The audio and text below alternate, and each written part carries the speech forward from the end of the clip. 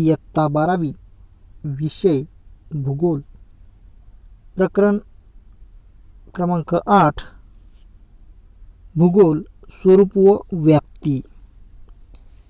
स्वाध्याय प्रश्न क्रमांक पहिला अचूक गट ओळखा। तर यामध्ये एक आहे अ गटमध्ये भूरूपशास्त्र, हवामानशास्त्र, जैव भूगोल, ऐतिहासिक भूगोल। ब गट नकाशाशास्त्र, सर्वेक्षण, माहिती संकलन, GIS किंवा GPS। क गट आहे पर्यटन, वनसंवर्धन, वन्यप्राणी संवर्धन, संस्कृती संवर्धन। व ड गट आहे राजकीय भूगोल, प्राकृतिक भूगोल, लोकसंख्या भूगोल, आर्थिक भूगोल। तर याच्यातील योग्य गट असेल ब नकाशाशास्त्र, सर्वेक्षण, माहिती संकलन, GIS GPS। प्रश्न क्रमांक 2 भौगोलिक कारणे लिहा। 1 मानवी भूगोलाचे स्वरूप विभिन्न शाखांशी निगडीत आहे।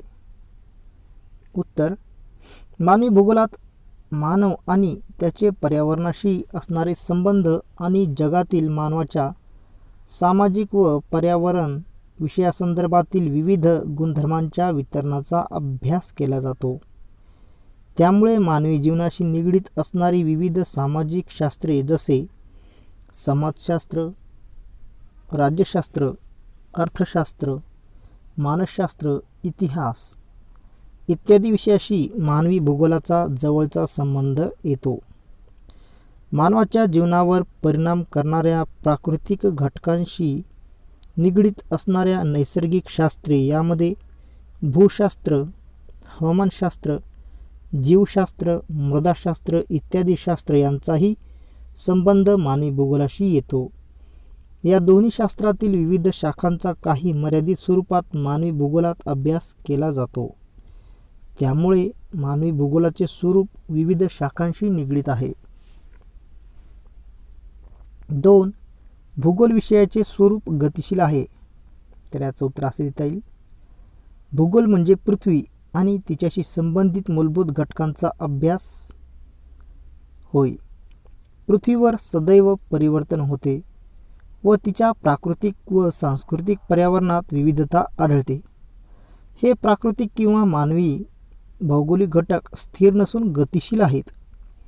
काळानुसार ते बदलतात। उदाहरणार्थ जगाची लोकसंख्या, विविध प्राकृतिक भूरूपांचे आकार हे कालानुसार बदलत असतात।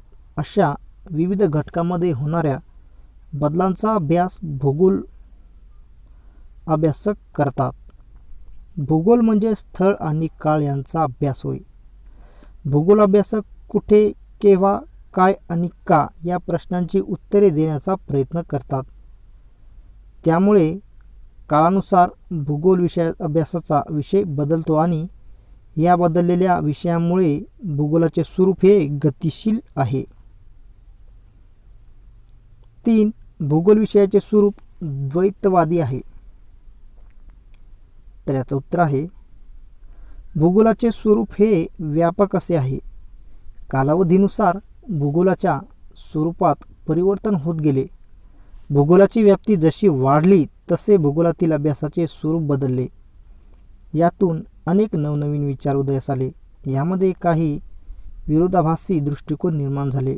यामध्ये मानव श्रेष्ठ की निसर्ग श्रेष्ठ, तसेच प्रदेशाचा अभ्यास करावा ही प्रदेशातील विविध विभागांचा अभ्यास करावा हा विरोधाभास निर्माण झाला।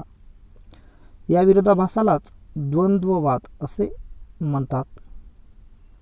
यातून परस्पर विरोधी किंवा स्वतंत्र दृष्टिकोन निर्माण झाले यांनाच द्वैतवादी असे म्हणतात। उदाहरणार्थ निसर्गवाद, प्राकृतिकवाद, संभाव्यवाद, मानवतावाद यामुळे भूगोलाचे स्वरूप हे द्वैतवादी बनले। या दोन्ही वादामुळे भूगोलाच्या विकासास मदत झाली।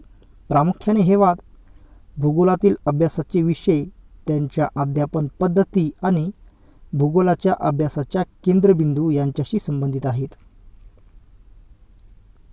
प्रश्न क्रमांक 3 टिपा लिहा। 1 प्राकृतिक भूगोल विज्ञानाच्या विविध शाखांमधील संबंध।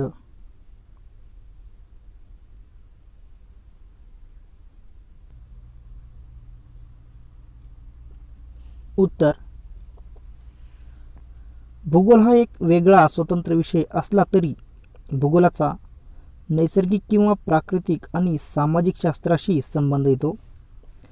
प्राकृतिक भूगोलाचा विविध विज्ञानाच्या शाखांशी खालीलप्रमाणे संबंध येतो. 1. भूगर्भशास्त्र. पृथ्वीचे अंतरंग, भूगर्भाची रचना, भूहालचाली, लाव्हारस, खडकांची अंतर्गत रचना इत्यादी घटकांचा चिकित्सक अभ्यास हा भूगर्भशास्त्रात केला जातो. त्याचप्रमाणे तो भूगोलातही काही मर्यादित प्रमाणात केला जातो. त्यामुळे भूगर्भशास्त्र व भूगोल यांचा जवळचा संबंध येतो. 2. भूरूपशास्त्र. यामध्ये पृथ्वीवरील विविध भूरूपांचा अभ्यास केला जातो. भूगोलातही विविध अंतर्गत हालचालीमुळे निर्माण होणारी भूरूपे व बाह्य कारणामुळे निर्माण होणाऱ्या भूरूपांचा अभ्यास केला जातो. उदाहरणार्थ गटपर्वत, वलीपर्वत व नदी, हिमनदीचे व वाऱ्याच्या कार्यामुळे निर्माण होणारी भूरूपे यांचा अभ्यास भूगोलात केला जातो. यामुळे भूरूपशास्त्राचा व भूगोलाचा संबंध हा खूपच जवळचा आहे हे दिसून येते. 3. हवामानशास्त्र. हवामानशास्त्रात हवामानाचे विविध घटकांचा अभ्यास केला जातो. त्याचप्रमाणे भूगोलातही हवामानाच्या विविध घटकांचा अभ्यास केला जातो. उदाहरणार्थ पृथ्वीवरील कटिबंध, वारे, पर्जन्य, आर्द्रता, तापमान इत्यादी घटकांचा प्रदेशामधील वनस्पती, प्राणी व मानवी जीवनावर होणारा परिणाम यांचा अभ्यास केला जातो. यामुळे हवामानशास्त्र व भूगोल यांचा जवळचा संबंध दिसून येतो. 4. जीवशास्त्र. जीवशास्त्रातील प्राणीशास्त्र व वनस्पतीशास्त्र या प्रमुख 2 शाखा आहेत. यामध्ये विविध सजीवांची रचना तसेच विविध प्राण्यांचा अभ्यास केला जातो. त्याचप्रमाणे भूतलावर आढळून येणाऱ्या विविध वनस्पतींचा अभ्यास हा वनस्पतीशास्त्रामध्ये केला जातो. भूगोलामध्ये देखील नैसर्गिक प्रदेश व त्या प्रदेशात आढळून येणाऱ्या विविध वनस्पती, प्राणी, जीवन यांच्यावर होणाऱ्या भौगोलिक घटकांचा अभ्यास केला जातो. विविध प्रदेशामध्ये आढळून येणाऱ्या प्राण्यांच्या जाती, वर्गीकरण, शारीरिक वैशिष्ट्ये, त्यांचे मानवी जीवनातील उपयोग यांचा अभ्यास देखील भूगोलामध्ये केला जातो. त्यामुळे भूगोलाचा अभ्यास करत असताना भूगोल व जीवशास्त्राचा संबंध हा येतो. 5. मृदाशास्त्र. मृदाशास्त्रामध्ये मृदा निर्मितीची प्रक्रिया, मृदा निर्मितीवर परिणाम करणारे घटक इत्यादीचा सखोल अभ्यास केला जातो. भूगोलामध्ये देखील मृदा निर्मितीची प्रक्रिया, मृदेवर परिणाम करणारे विविध घटक, खडक विदारण प्रक्रिया, हवामानाचा मृदा निर्मितीवर होणारा परिणाम, मृदेचे विविध प्रकार, मृदेची रचना, मृदेचा पोत, सुपीकता, विविध मृदेमध्ये घेतली जाणारी पिके इत्यादीचा अभ्यास भूगोलामध्ये केला जातो. 6. रसायनशास्त्र. रसायनशास्त्र व भूगोल यांचाही जवळचा संबंध आहे. रासायनिक विदारण, रूपांतरित खडकाची निर्मिती, आम्लपर्जन्य, प्रदूषण, असेंद्रिय सेंद्रिय खते, हवेचे घटक, सागराची क्षारता इत्यादी घटकांचा अभ्यास करताना भूगोलाचा व रसायनशास्त्राचा संबंध येतो. 7. पदार्थविज्ञान. तापमान, आर्द्रता, वायुदाब इत्यादी गोष्टी व त्यांचे मोजमाप यांचा संबंध पदार्थविज्ञानाशी आहे. तापमापक, वायुदाब, आर्द्रता मापक, पर्जन्यमापक इत्यादी यंत्राचे कार्य, रचना या गोष्टी पदार्थविज्ञानात सविस्तर अभ्यासल्या जातात. तर या मापकांचा वापर भूगोलात विविध हवेच्या घटकांचे मापन करण्यासाठी केला जातो. 8. खगोलशास्त्र. आकाशगंगा, सूर्यमाला, ग्रह, उपग्रह, उल्कापिंड, धूमकेतू इत्यादी घटकांचे अध्ययन खगोलशास्त्रात केले जाते. तसेच ते भूगोलामध्ये देखील या घटकांचे अध्ययन हे केले जाते. 9. सागरशास्त्र. सागराची रचना, सागरातील प्रवाह, क्षारता, सागराचे हवामानावर होणारे विविध परिणाम इत्यादी घटकांचा अभ्यास हा सागरशास्त्राप्रमाणे भूगोलात देखील केला जातो. त्यामुळे सागरशास्त्र व भूगोल यांचा जवळचा संबंध प्रस्थापित होतो. 10. गणित आणि संख्याशास्त्र. भूगोलातील अक्षांश, रेखांश, वृत्तजाळी सर्वेक्षण, नकाशे व आकृत्या काढण्यासाठी गणितीय तंत्रांचा वापर केला जातो. त्याचप्रमाणे भूगोलातील सांख्यिकीय माहितीचे विश्लेषण करण्यासाठी विविध सांख्यिकीय तंत्रे आणि गृहीतकांच्या चाचण्या भूगोलात वापरल्या जातात. यामुळे भूगोलाचा गणित व संख्याशास्त्राशी संबंध येतो. याचप्रमाणे संगणकशास्त्राचाही आपत्ती व्यवस्थापन व आपत्तीचा अंदाज बांधण्यासाठी वापर केला जातो. अशा प्रकारे भूगोलाचा विविध विज्ञानाच्या शाखांशी संबंध येतो. 2 भूगोलाच्या शाखा. तर याचं उत्तर आहे भूगोलामध्ये प्राकृतिक घटक व मानव यांचा परस्परांशी असलेला संबंध अभ्यासला जातो. पृथ्वीवरील प्राकृतिक घटकात विविधता आढळते. या विविधतेचा परिणाम मानवाच्या सांस्कृतिक, सामाजिक व आर्थिक इत्यादी घटकांवर होत असतो. त्यामुळे भूगोलात प्राकृतिक घटकाबरोबरच मानवी घटकांचाही अभ्यास केला जातो. यामुळे भूगोलाच्या प्राकृतिक भूगोल व मानवी भूगोल अशा 2 शाखा निर्माण झाल्या आहेत. याचबरोबर प्रात्यक्षिक भूगोल याही शाखेचा समावेश भूगोलात होतो.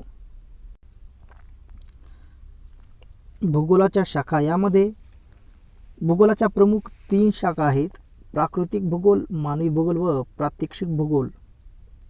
तर प्राकृतिक भूगोलमध्ये आहेत हवामान भूगोल, मृदा भूगोल, खगोलीय भूगोल, भूरचना भूगोल, सागरी भूगोल, भूगर्भशास्त्र, प्राणीशास्त्र, वनस्पतीशास्त्र. मानवी भूगोलच्या 2 उपशाखा आहेत: आर्थिक भूगोल आणि सामाजिक भूगोल. तर आर्थिक भूगोलमध्ये आहेत कृषी भूगोल, औद्योगिक भूगोल, वाहतूक भूगोल, विपणन भूगोल, वैद्यकीय भूगोल, पर्यटन भूगोल, सैनिकी भूगोल. तर सामाजिक भूगोलमध्ये आहे सांस्कृतिक भूगोल, ऐतिहासिक भूगोल, लोकसंख्या भूगोल, वसाहती भूगोल, राजकीय भूगोल.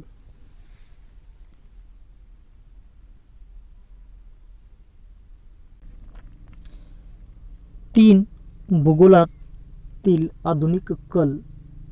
तर याचं उत्तर असे देता येईल भूगोलाचे स्वरूप गतिमान असल्यामुळे दिवसेंदिवस भूगोलाची व्याप्ती वाढत आहे. नवीन अनेक घटकांची भर या विषयात पडत आहे. दृकश्राव्य माध्यम आणि माहिती तंत्रज्ञानामुळे माहिती स्रोत समृद्ध झाले आहेत. तंत्रज्ञान, संगणक आणि संगणक प्रणालीचा वापर यामुळे माहितीचे संकलन, विश्लेषण, सादरीकरण यामध्ये चांगल्या संधी उपलब्ध झाल्या आहेत. भूगोलाच्या अभ्यासासाठी भौगोलिक माहिती प्रणाली आणि जागतिक स्थान निश्चिती प्रणाली अनिवार्य आहे. यासाठी संगणक ज्ञानाचे भूगोल अभ्यासकास आवश्यक कौशल्य असणे गरजेचे आहे. ॲपचा वापर आपल्या दैनंदिन जीवनात वाढला आहे. याचे ज्ञान भूगोल अभ्यासकाला असणे गरजेचे आहे. उपयोजित भूगोलामध्ये गणितीय प्रतिकृती व संगणकीय प्रतिकृतीद्वारे भविष्यातील लोकसंख्येची वृद्धी, घनता, भूमी उपयोजन इत्यादीचे अंदाज वर्तवले जातात. त्यामुळे याचे ज्ञान असणे ही आधुनिक काळाची गरज आहे. प्रगत सांख्यिकीय तंत्र आणि संगणक प्रणाली यांच्याही ज्ञानाची गरज निर्माण झाली आहे. याचा उपयोग भौगोलिक पर्यावरणातील अनेक घटकांचे मोजमाप करण्यासाठी उपयोग होत असते. त्याचप्रमाणे आधुनिक काळात आपले भवितव्य घडवण्यासाठी भूगोलामध्ये अनेक आकर्षक पर्याय उपलब्ध झाले आहेत. स्पर्धा परीक्षेच्या अभ्यासात भूगोल अभ्यासाचे महत्त्व. याशिवाय विविध हार्ड स्किल व सॉफ्ट स्किल्स यांच्यासह विविध योजनातून या विषयात आधुनिक काळात भवितव्य घडवण्याच्या अनेक संधी उपलब्ध झाल्या आहेत. उदाहरणार्थ पत्रकारिता, पर्यटन, अध्यापन, पुस्तकलेखन, आशयलेखन, नकाशी निर्मिती, नागरी प्रशासन, वाहतूक नियोजन इत्यादी क्षेत्रात भूगोलाची पार्श्वभूमी असणाऱ्या व्यक्तींची आवश्यकता असते. 4 भूगोल अभ्यासासाठी लागणारे कौशल्य. तर याचं उत्तर आहे भूगोल या मूळ ज्ञानशाखेचे स्वरूप बदलत असून ते आता अधिकाधिक उपयोजित भूगोल ज्ञानशाखा म्हणून उदयास येत आहे. उपयोजित भूगोलातील अभ्यासविषयाच्या सर्व घटकांचा भविष्यकालीन उपयोग करणे आणि अंदाज वर्तवणे याकडे कल वाढत आहे. या सर्वांचा एक परिणाम म्हणून आता उपयोजित भूगोल आणि एक नवी ज्ञानशाखा वेगाने विकसित होत आहे. या ज्ञानशाखेत गणितीय प्रतिकृती, संगणकीय प्रतिकृती यांचा वापर करून तसेच प्रगत सांख्यिकीय तंत्र आणि संगणक प्रणाली यांचा वापर करून हवेची स्थिती, हवामान बदल, समुद्र पातळीतील बदल, पर्यावरणातील बदल, प्रदूषण, मृदा अपक्षरण, निर्वनीकरण, आकारांची भविष्यकालीन निर्मिती या प्राकृतिक भूगोलविषयक घटकात विशेषत्वाने वापर केला गेला आहे. अशाच प्रकारच्या आधुनिक तंत्रज्ञानाचा वापर करून भविष्यकालीन लोकसंख्या वृद्धी आणि घनता, भूमी उपयोजन, शेती करण्याचे प्रमाण, लोकसंख्येचे स्थलांतर, लोकसंख्येचे प्रारूप, औद्योगिकीकरण, शहरीकरण, झोपडपट्ट्यांचे व्यवस्थापन अशा विविध मानवी भूगोल अभ्यास विषयातही आधुनिक तंत्रज्ञानाचा वापर वाढत आहे.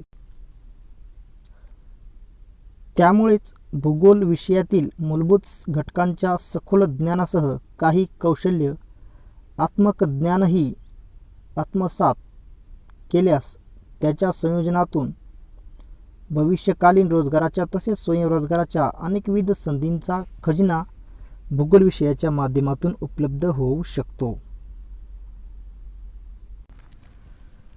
प्रश्न क्रमांक 4. सविस्तर उत्तरे लिहा. 1. दैनंदिन जीवन जगताना आपल्याला भूगोलाचा कसा उपयोग होतो ते उदाहरणासह स्पष्ट करा.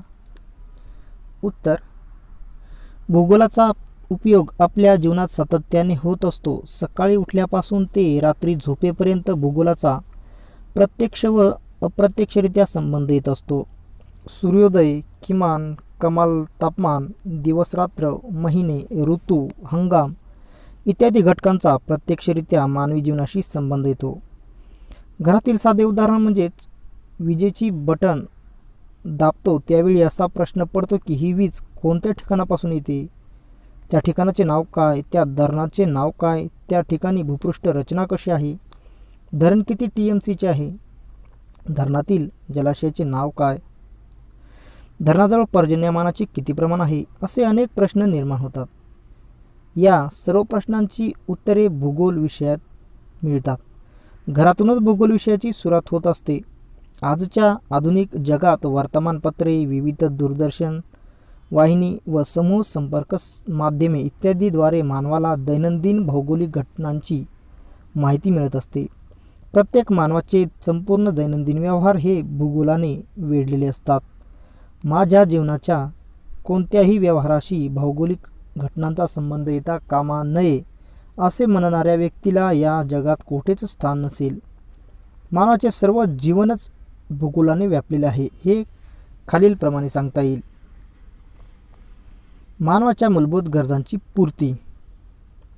मानव आपल्या दैनंदिन अन्न, वस्त्र, निवारा या गरजांच्या पूर्तीसाठी भूगोलावर अवलंबून असतो. मानवाच्या प्राथमिक गरजेचे स्वरूप वेगळे असले तरी मूलभूत गरजा मात्र त्याच आहेत. प्रत्येक प्रदेशातील पिकांवर तेथील मृदा, हवामान, पर्जन्य, तापमान इत्यादी भौगोलिक घटकांचा परिणाम होत असतो. उदाहरणार्थ, भारतात किनारपट्टी भागात तांदळाचे उत्पादन अधिक आहे तर गंगेच्या व यमुना नदीच्या सुपीक मैदानी प्रदेशात गव्हाचे उत्पादन अधिक आहे. तसेच कोकणात अधिक पर्जन्यामुळे उताराची घरे आढळतात तर थंड हवामानाच्या प्रदेशात लोकरी कपड्यांचा वापर केला जातो. 2. भूगोल व दैनंदिन व्यापार. दैनंदिन व्यापार करताना कोणत्या प्रदेशात कोणती उत्पन्ने घेतली जातात तसेच कोणत्या प्रदेशात बाजारपेठा उपलब्ध आहेत याचे भौगोलिक ज्ञान मानवास आपला दैनंदिन व्यापार करताना असणे गरजेचे असते.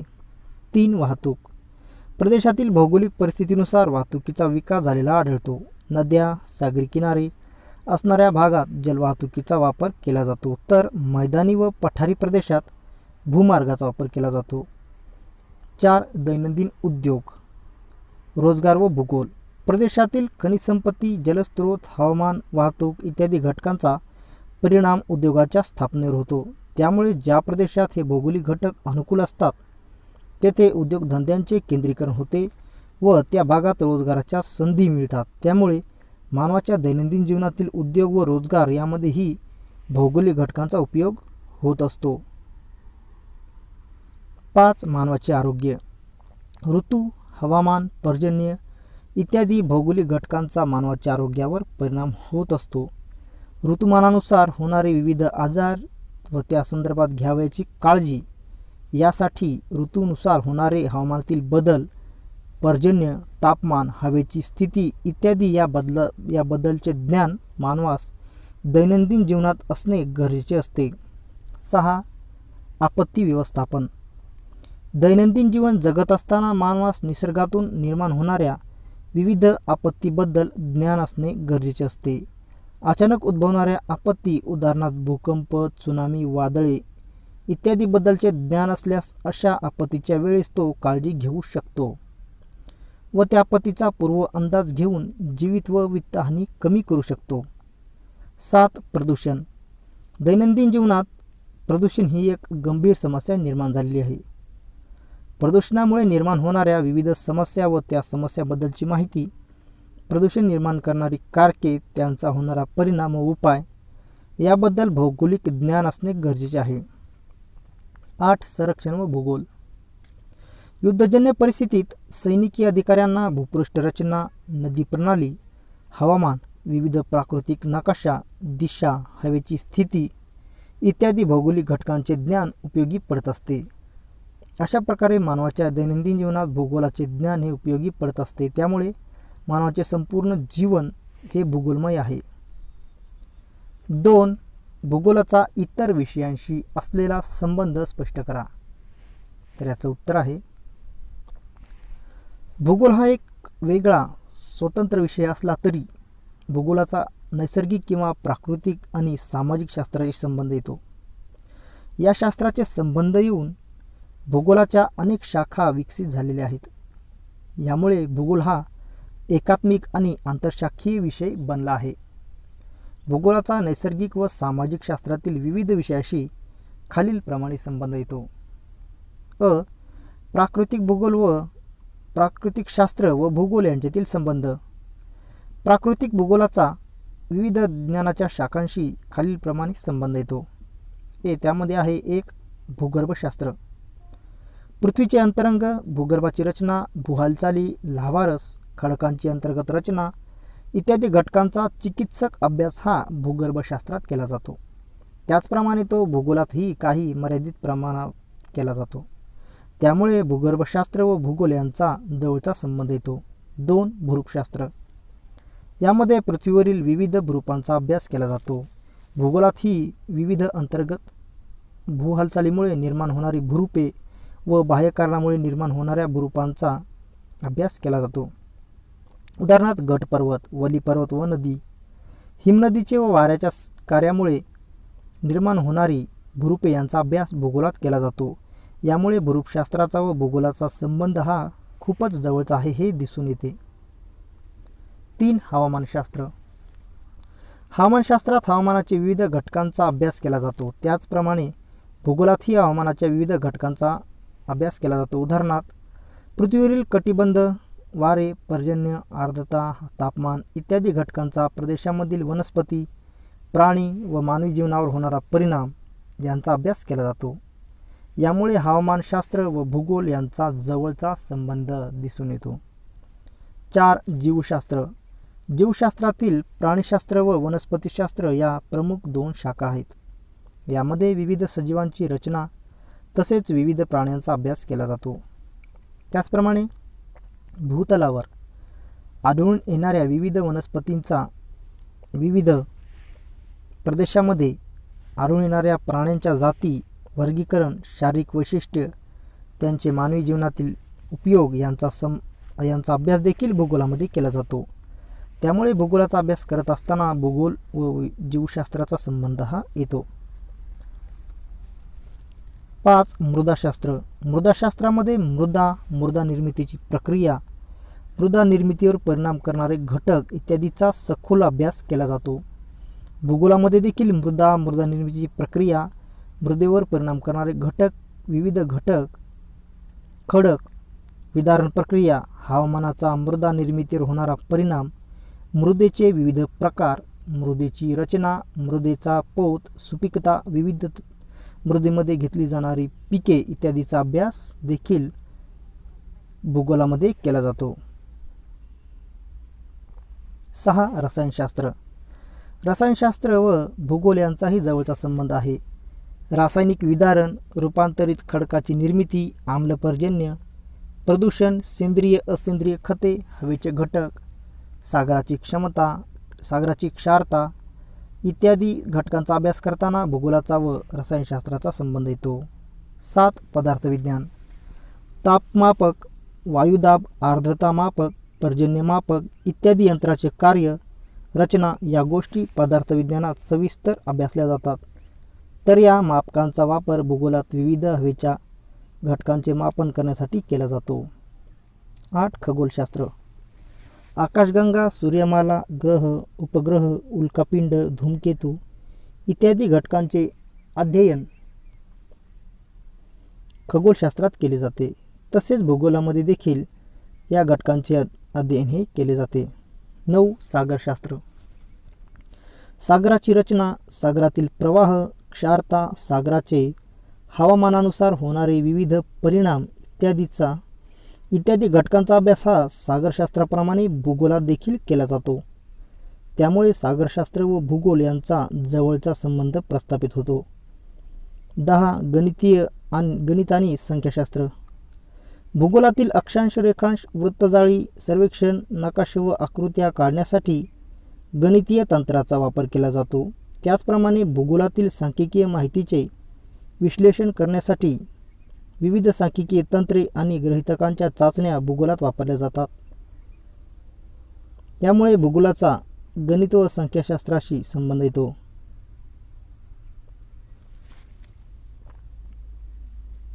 ब. सामाजिक शास्त्र व भूगोल यांच्यामधील संबंध. भूगोलामध्ये प्राकृतिक घटक याप्रमाणेच मानवाचाही अभ्यास केला जातो. मानव हा समाजशील असल्याने मानवाच्या सामाजिक, सांस्कृतिक, आर्थिक, राजकीय घटकांचा अभ्यास भूगोलात केला जातो. त्यामुळे भूगोलाचा सामाजिक शास्त्राशी जवळचा संबंध येतो. तो पुढीलप्रमाणे. 1. भूगोल व इतिहास संबंध.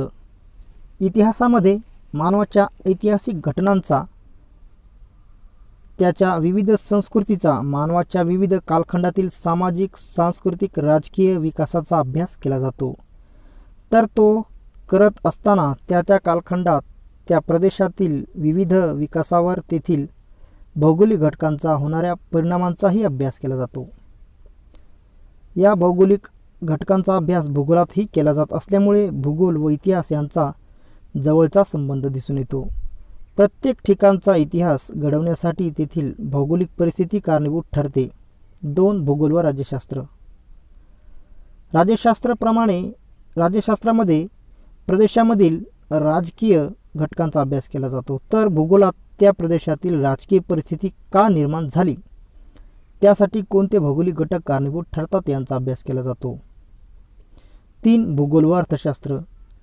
अर्थशास्त्र विविध आर्थिक सिद्धांत, आर्थिक नीती यांचा अभ्यास अर्थशास्त्रामध्ये केला जातो. तर भूगोलात मानवाच्या आर्थिक क्रिया, मानवाची आर्थिक प्रगती या घटकांवर परिणाम करणाऱ्या भौगोलिक घटकांचा अभ्यास केला जातो.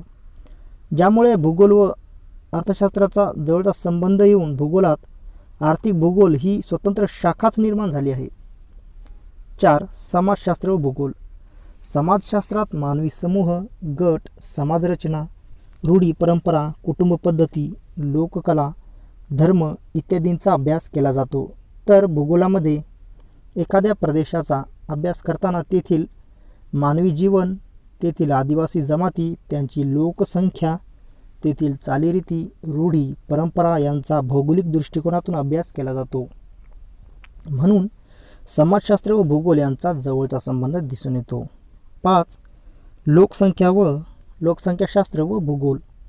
लोकसंख्याशास्त्राप्रमाणे भूगोलातील लोकसंख्येचा अभ्यास केला जातो. भूगोलात लोकसंख्येतील कालखंडानुसार व प्रदेशानुसार होणारे बदल, लोकसंख्येची रचना, लोकसंख्येवर परिणाम करणारे घटक यांचा अभ्यास केला जातो. त्यामुळे लोकसंख्याशास्त्र व भूगोल यांचे अतूट नाते दिसून येते. 3. भूगोलाचे स्वरूप सविस्तर स्पष्ट करा. तर याचं उत्तर आहे, भूगोल म्हणजे पृथ्वी आणि तिच्याशी संबंधित घटकांचा अभ्यास होय. पृथ्वीवर सदैव परिवर्तन होते व तिच्या प्राकृतिक व सांस्कृतिक पर्यावरणात कालखंडानुसार विविधता आढळते. त्यामुळे कालावधीनुसार भूगोलाभ्यासाचे स्वरूपही बदलत गेलेले दिसते. वेळोवेळी भूगोलाच्या स्वरूपात बदल झालेले दिसून येतात. ते खालीलप्रमाणे आहेत. 1. वर्णनात्मक. भूगोलाच्या विविध व्याख्यांचा विचार केल्यास भूगोलाचे स्वरूप टप्प्याटप्प्याने बदलत गेलेले आढळते. सुरुवातीच्या काळात भूगोलाचे स्वरूप हे वर्णनात्मक होते. या काळात अनेक भूगोलतज्ञांनी प्रवास करून जे जे दिसले त्याचे वर्णन नोंदवून ठेवण्याचा प्रयत्न केला. या वर्णनामुळे अनेक भौगोलिक प्रदेशांची माहिती मिळाली. याच काळात अनेक भौगोलिक प्रवास वर्णने निर्माण झाली. 2. वितरणात्मक व वर्गीकरणात्मक. भूगोलाची प्राथमिक अवस्था वर्णनात्मक होती. दुसरी भूगोलाची अवस्था म्हणजे वितरणात्मक होय. वर्णनांच्या माहितीवरून अनेक ठिकाणांची माहिती प्राप्त झाली. या माहितीच्या आधारे समान गुणधर्म असणारी माहिती एकत्रित करण्यात आली व त्यांचे वर्गीकरण करण्यात आले, ज्यामुळे भौगोलिक माहितीमध्ये सुसूत्रता आली. उदाहरणार्थ, आशिया खंडातील विविध देशांची माहिती ही आशिया खंडांतर्गत वर्गीकृत करण्यात आली. 3. कार्यकारण भावात्मक. वितरणात्मक भूगोलाच्या स्वरूपावरून कार्यकारण भावात्मक स्वरूप भूगोलाला प्राप्त झाले. कार्यकारण भाव हा शास्त्रीय विषयांना लागू पडतो.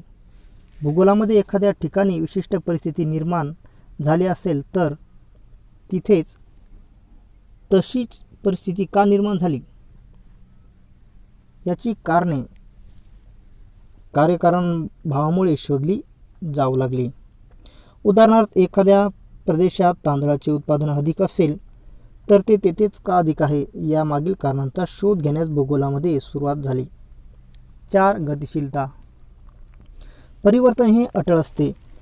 परिवर्तनामुळे पृथ्वीवरील भूरूपे, त्यांचे आकार, प्राकृतिक परिस्थिती व मानवी घटकामध्ये बदल होत असतात. अशा बदलांचा संबंध कालमानाशी असल्याने भूगोलाभ्यासकांना त्याविषयी स्वारस्य असते. अशा प्रकारे भूगोल म्हणजे स्थळ आणि काळ यांचा अभ्यास. यामुळे भूगोलाचे स्वरूप गतिशील बनले. 5. द्वैतवादी. भूगोलामध्ये कालखंडानुसार विविध अभ्यास पद्धती व अभ्यासाचे विषय बदलत गेले. काही भूगोल तज्ज्ञांनी निसर्ग श्रेष्ठ मानून नैसर्गिक घटकांच्या अभ्यासाला महत्त्व दिले, तर काहींनी मानवश्रेष्ठ मानून मानवी घटकांच्या अभ्यासाला महत्त्व दिले. यातून भूगोल अभ्यासामध्ये विभिन्न विरोधाभासी दृष्टिकोनाची निर्मिती झाली. यालाच भूगोलामधील द्वैतवाद म्हणतात. त्यामुळे भूगोलाच्या प्राकृतिक व मानवी शाखांचा विकासाला हातभार लागला. 6. सांख्यिकीय माहिती. आधुनिक काळात भूगोलाचे स्वरूप हे सांख्यिकीय माहितीवर आधारित बदललेले आहे. प्राकृतिक व मानवी घटकांमध्ये सर्वेक्षण, छायाचित्रे, उपग्रह, GPS, GIS इत्यादी साधनांद्वारे प्राप्त होणाऱ्या सांख्यिकीय माहितीचे प्रगत सांख्यिकीय तंत्र आणि संगणक प्रणालीद्वारे विश्लेषण करून त्याचा वापर भौगोलिक पर्यावरणातील अनेक घटकांचे मोजमाप करून भविष्यातील अंदाज वर्तवण्यासाठी व नियोजन करण्यासाठी केला जातो. अशा प्रकारे भूगोलाचे स्वरूप प्राचीन कालखंडापासून आधुनिक काळापर्यंत बदलताना दिसते आहे. प्रश्न क्रमांक 5, फरक स्पष्ट करा. यामध्ये एक आहे प्राकृतिक भूगोल आणि मानवी भूगोल. यामध्ये फरक स्पष्ट करायचा आहे. तर यामध्ये प्राकृतिक घटकांचा अभ्यास करणाऱ्या भूगोलाच्या शाखेस प्राकृतिक भूगोल असे म्हणतात. तर मानव व त्याच्याशी संबंधित घटकांचा अभ्यास करणाऱ्या भूगोलाच्या शाखेस मानवी भूगोल असे म्हणतात. भूरूपे, जलप्रणाली, भूस्वरूप, रचना, हवामान, पर्जन्य, सागरतळ रचना, आकाशगंगा, ग्रह, तारे इत्यादी प्राकृतिक घटकांचा अभ्यास केला जातो प्राकृतिक भूगोलामध्ये. तर मानवी भूगोलामध्ये मानवाच्या विविध आर्थिक क्रिया, मानवाची सामाजिक व सांस्कृतिक परिस्थिती, लोकसंख्या, तिची रचना इत्यादी घटकांचा अभ्यास हा केला जातो. प्राकृतिक भूगोलामध्ये प्राकृतिक घटकाचा अभ्यास करताना नैसर्गिक शास्त्राप्रमाणे नियम लावता येतात व येणाऱ्या निष्कर्षाचे सामान्यीकरण करता येते. उदाहरणार्थ, जसजसे समुद्र सपाटीपासून उंच जावे तसतसे हवेचा दाब कमी होतो. मानवी घटक हे प्रदेशानुसार बदलत असतात, त्यामुळे या घटकांच्या अभ्यासाला नैसर्गिक शास्त्राप्रमाणे नियम लावता येत नाहीत. प्राकृतिक भूगोलामध्ये भूरूपशास्त्र, हवामानशास्त्र, भूगोल, मृदा भूगोल, खगोलीय भूगोल इत्यादी शाखांचा समावेश होतो. तर मानवी भूगोलामध्ये ऐतिहासिक भूगोल, राजकीय भूगोल, आर्थिक भूगोल, वर्तणुकीचे भूगोल, लोकसंख्या भूगोल इत्यादी शाखांचा समावेश होतो. प्राकृतिक भूगोलामध्ये निसर्ग हा मानवापेक्षा श्रेष्ठ आहे असे मानले जाते. तर मानवी भूगोलात मानव हा निसर्गापेक्षा श्रेष्ठ आहे असा विचार मानला गेला. प्राकृतिक भूगोलाच्या विकासासाठी अलेक्झांडर व्हॅन हम्बोल्ट, अल्फ्रेड हेटनर, रेक्लस, मॅकिंडर इत्यादी भूगोल अभ्यासकांनी योगदान दिले. तर मानवी भूगोलाच्या विकासास Vidal de la Blache, Friedrich Ratzel, White, Richthofen, Dickinson इत्यादी भूगोल अभ्यासकांनी योगदान दिले. 2. निसर्गवाद आणि संभाव्यवाद यामध्ये फरक स्पष्ट करायचा आहे. तर याचं उत्तर आहे निसर्गवाद आणि संभाव्यवाद. तर निसर्ग हा मानवापेक्षा श्रेष्ठ आहे या दृष्टिकोनालाच निसर्गवाद असे म्हणतात.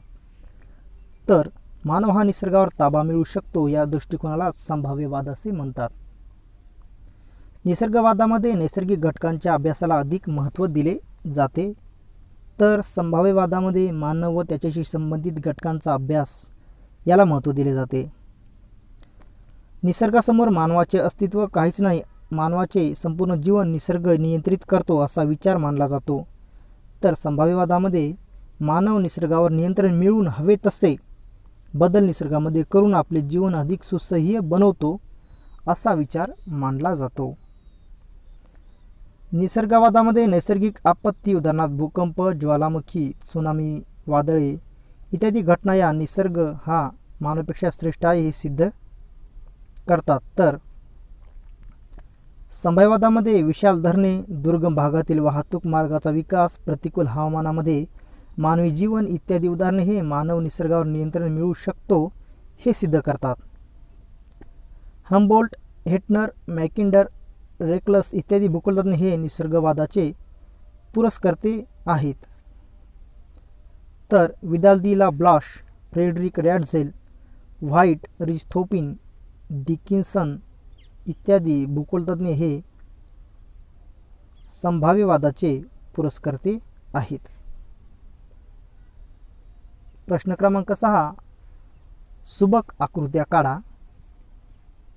1. भूगोलाचा अन्य विषयाशी संबंध. तर याची आकृती आपल्याला या पद्धतीने काढता येईल. भूगोलाचा अन्य विषयाशी असलेला संबंध.